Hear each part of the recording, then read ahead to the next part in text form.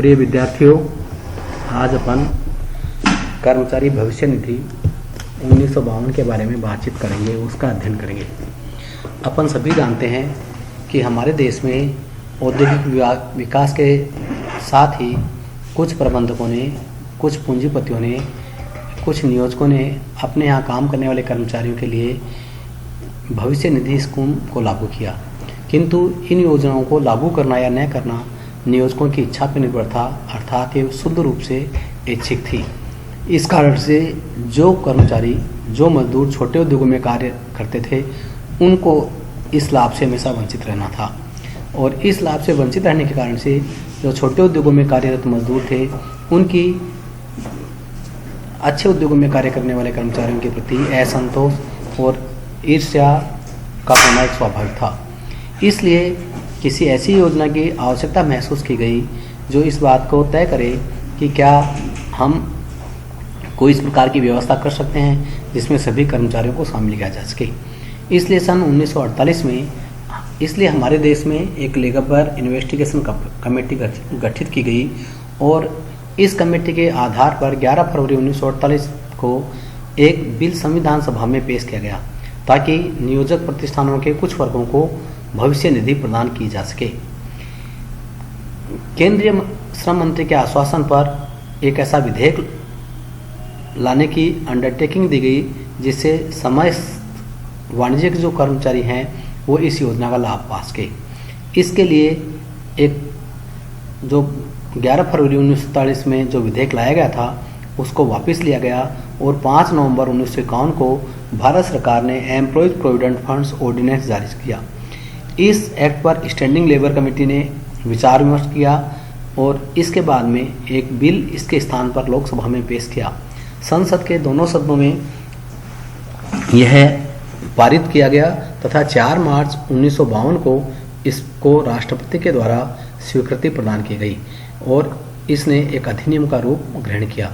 इस प्रकार हमारे देश में 4 मार्च 1952 को जो ये है 4 मार्च 1952 को कर्मचारी भविष्य निधि एक्ट हमारे देश में लागू हुआ, जो देश में कार्यरत विभिन्न कर्मचारियों पर लागू होता है। इस एक्ट में जो विभिन्न परिभाषाएं दी गई है, आज अपन उनकी चर्चा करते हैं। सबसे पहले इसमें ये बताया गया है कि सरकार किसे मानेंगे हम। समुचित सरकार से तात्पर्य हमारे देश में 2 सरकारें कार्य करती है, एक केंद्रीय सरकार, एक राज्य सरकार। केंद्रीय सरकार के नियंत्रण में या उससे संबद्ध प्रतिष्ठान, यहाँ महापतन, खान, तेल क्षेत्र या नियंत्रित उद्योग जिनकी एक से अधिक राज्यों में शाखाएं रखती है, वे केंद्रीय सरकार के तहत आएंगे और दूसरी स्थापना के निमित्त जो उद्योग धंधे हैं उनके लिए राज्य सरकार है, वही समुचित सरकार मानी जाएगी। अर्थात हमारे देश में समुचित सरकार के रूप में राज्य और केंद्रीय सरकार है। फिर हम बात करेंगे कि प्राधिकृत अधिकारी कौन होगा। हमारे इस एक्ट के अनुसार प्राधिकृत अधिकारी से तात्पर्य केंद्रीय भविष्य निधि आयुक्त, केंद्रीय अतिरिक्त केंद्रीय भविष्य निधि आयुक्त, उप भविष्य निधि आयुक्त, क्षेत्रीय आयुक्त अथवा केंद्रीय सरकार द्वारा शासकीय राजपत्र में अधिसूचना द्वारा अधिकृत किए जाने वाले अधिकारी प्राधिकृत अधिकारी माने जाएंगे। कहने का तात्पर्य है, बताने का स्पष्ट मतलब यह है कि इसमें केंद्रीय भविष्य निधि आयुक्त, अतिरिक्त एडिशनल, फिर डिप्टी, फिर रीजनल या जो सेंट्रल गवर्नमेंट के द्वारा जिनका गजट में नोटिफिकेशन कर दिया जाता है, ऐसे जो अधिकारी है वो प्राधिकृत अधिकारी माने जाएंगे।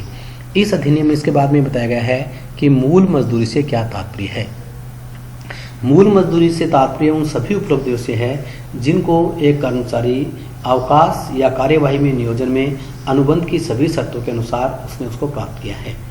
हमारे देश में एक महत्वपूर्ण केस हुआ इस संबंध में मेसर्स ब्रिज एंड रूपस कंपनी बनाम स्टेट ऑफ इंडिया के मामले में इसमें निर्धारित किया गया कि प्रोडक्शन बोनस सम्मिलित करने का जो केंद्रीय सरकार का निर्णय है वो सही नहीं है और इसी प्रकार से अगर 2 पक्षकारों के बीच किसी विशेष एग्रीमेंट के कारण से अगर कोई विशेष भत्ता देय है तो उसको भी मजदूरी नहीं माना गया। स्पेशल अलाउंस मूल मजदूरी का भाग माना जाता है, लेकिन इसमें निम्न जो चीज़ें हैं वो इसमें शामिल नहीं की जाती है। पहला, किसी खाद्यान्न रियायत का उचित मूल्य। नंबर 2, नियोजक द्वारा दी गई भेंट या उपहार। नंबर 3, कोई महंगाई भत्ता, मकान भाड़ा, अधिक समय भत्ता, बोनस, कमीशन या कोई ऐसा अन्य भत्ता जो कर्मचारी को उसके नियोजक की बाबत देय हो या ऐसे नियोजन में किए गए काम के संबंध में हो, वो मजदूरी में शामिल नहीं माना जाएगा। अंश, फिर इसमें परिभाषा दी गई अंशदान। अंशदान से तात्पर्य ऐसे अंशदान से है जो किसी परियोजना के अंतर्गत किसी सदस्य की बाबत देय है या किसी ऐसे कर्मचारी के बारे में देय है जिस पर जीवन बीमा योजना लागू होती है। इसमें नियंत्रित उद्योग को भी परिभाषित किया गया है और बताया गया है कि नियंत्रित उद्योग से तात्पर्य उस उद्योग से है जिसका संघ सरकार द्वारा नियंत्रण केंद्रीय अधिनियम द्वारा लोकहित में अभिष्ट होना घोषित किया जा चुका है। ये सारी परिभाषाएं इसमें देने के बाद में इस एक्ट में नियोजक कौन है, नियोजक के बारे में बताया गया है कि नियोजक कौन माना जाएगा। तो नियोजक के रूप में इसमें 2 बातें बताई गई है। पहला, किसी प्रतिष्ठान के निमित्त जो एक कारखाना है इसका स्वामी है वो नियोजक माना जाएगा और इसमें ऐसे स्वामी या दखलकार का अभिकर्ता, मृत स्वामी या मृत अधिभोगी का विधिक प्रतिनिधि भी शामिल है। जहां कोई व्यक्ति कारखाना अधिनियम 1948 की धारा 7 उपधारा 1 क्रियाकलाप के अधीन कारखाने में प्रबंधक के रूप में नामित किया गया है। दूसरा, ये किसी अन्य स्थापन के संबंध में वह व्यक्ति या वह प्राधिकारी जिसका स्थापन के क्रियाकलाप पर अंतिम नियंत्रण है और जहां कथित क्रियाकलाप किसी प्रबंधक, प्रबंध निदेशक या प्रबंध अभिकर्ता को सौंपे गए हैं, वहां ऐसा प्रबंधक, प्रबंध संचालक या प्रबंध अभिकर्ता प्रोसीजर कोड के ऑर्डर 40 के प्रावधानों के अंतर्गत किसी आस्थान के लिए नियुक्त रिसीवर नियोजक माना जाएगा यदि उसका प्रतिष्ठान तथा उसके विद्यमान कर्मचारी वृंद पर नियंत्रण रहता है, क्योंकि उसकी चल और चल संपत्ति पर उसी का ही कब्जा होता है। पीएफ अंशदान के उसकी मांग की जा सकती है। अब हम बात करेंगे कि इसमें कर्मचारी या कर्मकार कौन माना गया। कर्मकार से तात्पर्य ऐसे व्यक्ति से है जो शारीरिक या अन्य काम करने के लिए किसी भी स्थापना में मजदूरी पर नियोजित है, जो प्रत्यक्षता या परोक्ष रूप से नियोजक से अपनी मजदूरी प्राप्त करता है और उसमें वह व्यक्ति भी शामिल माना जाएगा जो उस संस्थान में काम में या काम के संबंध में किसी ठेकेदार द्वारा या उसके माध्यम से नियोजित है। इसमें हमें ये बात भी ध्यान रखनी चाहिए कि कुछ इसमें छूट प्राप्त कर्मचारी होते हैं, तो उनको भी हमें यहाँ पर उसका भी अध्ययन करना चाहिए। एवं छूट प्राप्त कर्मचारी से का तात्पर्य उन कर्मचारियों से माना जाएगा जिस पर यह कोई योजना या बीमा योजना लागू होती है यदि उसे धारा 11 के अंतर्गत प्राप्त छूट न मिली होती। छूट प्राप्त अधिष्ठान से तात्पर्य उस अधिष्ठान से है जिसके निमित्त धारा 17 के अंतर्गत किसी परियोजना के समस्त या किन्हीं अन्य उपबंधों के लागू होने से छूट प्रदान की गई है।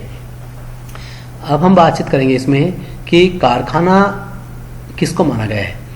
हमारे यहाँ पर कारखाना से अभिप्राय एक निश्चित परिसीमाओं के सहित किसी ऐसे परिसर से है जो किसी भी उद्योगालय है या उसका कोई निकटतम भाग को भी इसमें सम्मिलित किया जाता है जिसके भाग में चाहे विद्युत शक्ति की सहायता से या बिना विद्युत शक्ति की सहायता से कोई भी अभिनिर्माण की प्रक्रिया की जा रही हो।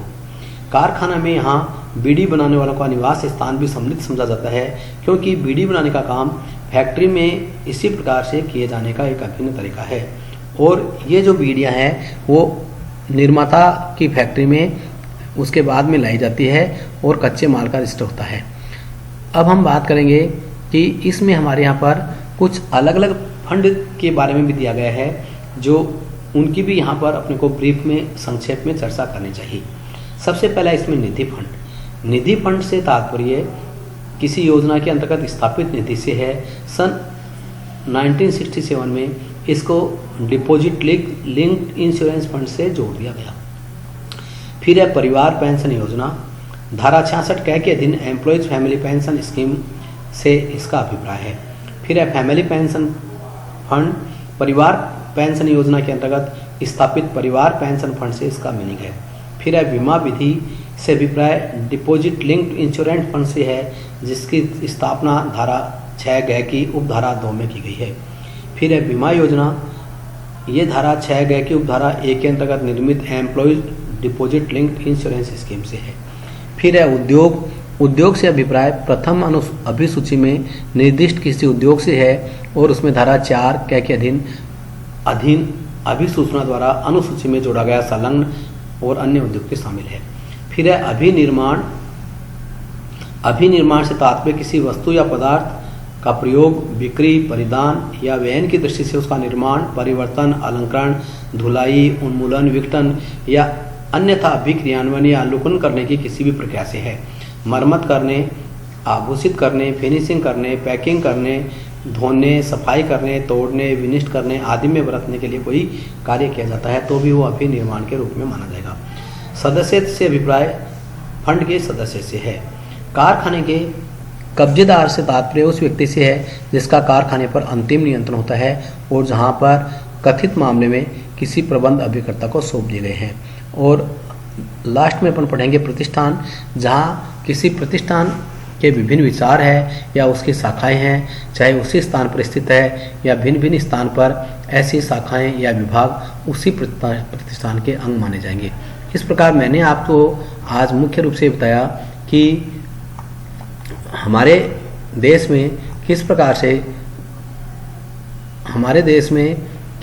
से जो कर्मचारी भविष्य निधि योजना है वो लागू हुई, किस प्रकार से उसको आगे बढ़ाया गया, कौन कौन से उसमें चीज़ें दी गई, इन सारी बातों के आधार पर आज अपन ने अध्ययन किया। नेक्स्ट अपन कल इसके प्रोविजंस आदि के बारे में अध्ययन करेंगे। Thanks to all member.